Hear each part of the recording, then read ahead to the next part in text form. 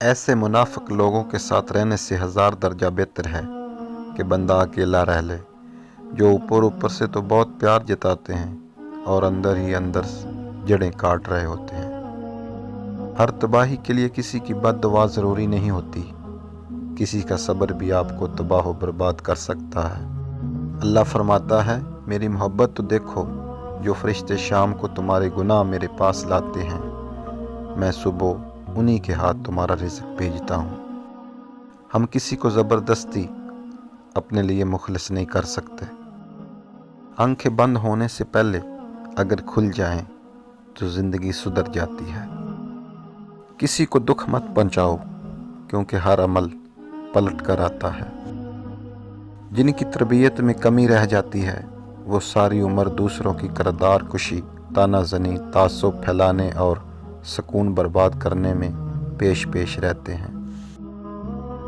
اچھا انسان مطلبی نہیں ہوتا، بس دور ہو جاتا ہے ان لوگوں سے جنہیں اس کی قدر نہیں ہوتی۔ دل میں برائی رکھنے سے بہتر ہے کہ بندہ ناراضگی ظاہر کر دے۔ وصال شامیں، گلاب لمحے، یاد رکھنا بھول نہ جانا۔ آزمائش تو پھر من پسند چیز سے شروع ہوتی ہے۔ توڑ کر ہی سہی، اللہ مجھے اپنی جانب لایا تو سہی۔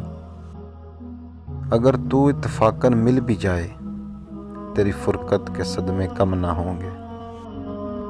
ہم سب کسی نہ کسی کی امانت ہوتے ہیں، کوشش کریں خیانت نہ ہو۔ تم مت کھولنا میری ماضی کی کتابوں کو، جو تھی وہ رہی نہیں، جو ہوں کسی کو پتہ نہیں۔ عورت اس حد تک نازک مزاج ہے کہ ایک پھول اسے راضی اور خوش کر دیتا ہے اور ایک لفظ اسے مار دیتا ہے۔ ڈوبے ہوں کو ہم نے بٹھایا تھا اور پھر کشتی کا بوجھ کہہ کر اتارا گیا ہمیں۔ کاغذ پہ کیسے لکھ کر بھیجوں، یہ آنکھیں کتنی منتظر ہیں تمہاری۔ Thanks for watching my YouTube channel. شکریہ۔